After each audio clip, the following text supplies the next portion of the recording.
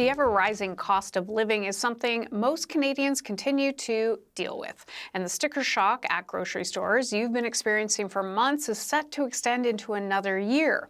A report released today predicts the cost of groceries for a typical Canadian family is going to get even higher. The overall bill for a family of 4 is set to increase by about $700 next year, with the annual cost of groceries per family expected to top $16,000. Now, these new figures came from the annual food price report put together by researchers at 4 Canadian universities led by Dalhousie out of Halifax.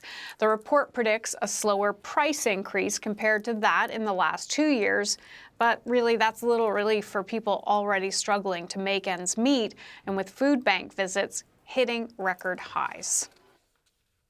Now, just hours after that new grocery bill forecast, the chief executives of Loblaw and Walmart faced more hard questions about food prices. They were back before the House of Commons Agriculture Committee, which has been pushing the industry to do more to help consumers pay less. Let's go to Jeannie Lee with more on this. So, Jeannie, what type of answers did they give?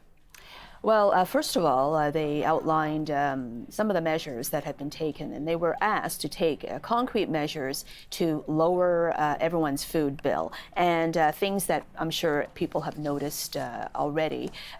Whether they make a big difference or not, that's debatable, but price matching, focused discounts on certain staples, and the usual period of price freezes that happens around this time of the year being extended and covering more products, for example. Those are some of the measures at the various chains. But one thing that still hasn't been resolved is the issue of the grocery price code of conduct. And this is something that's supposed to cover the entire industry so that suppliers and retailers can work together to really bring down those prices. But the CEOs that appeared today, that would be the CEO of Loblaw and Walmart, both will not commit to signing this as drafted, saying that it's actually just adding more to the red tape and therefore eventually adding more to prices, which is the opposite of what this is supposed to do.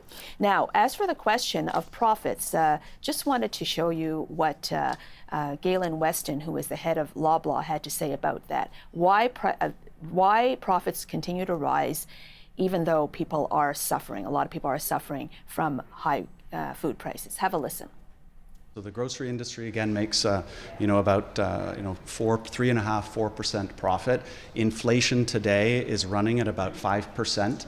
So even if the whole industry put all of its profit into lower food prices tomorrow, prices would continue to go up. And the reason I share that way is we can't control where we only represent such a small part of the value chain.